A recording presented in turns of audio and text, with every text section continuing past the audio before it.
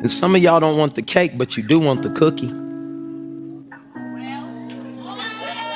I'm gonna let your mind go everywhere it wants to.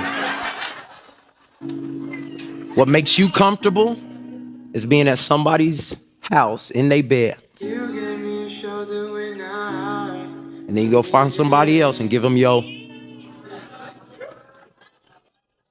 And then you find somebody else in their vulnerable moment and you take their.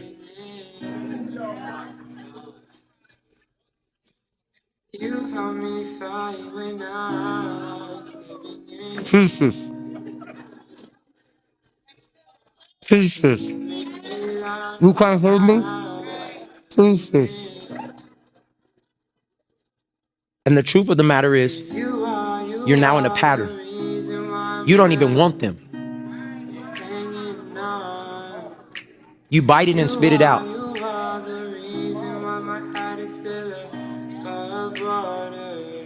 But you're just used to having pieces of people. Comfort.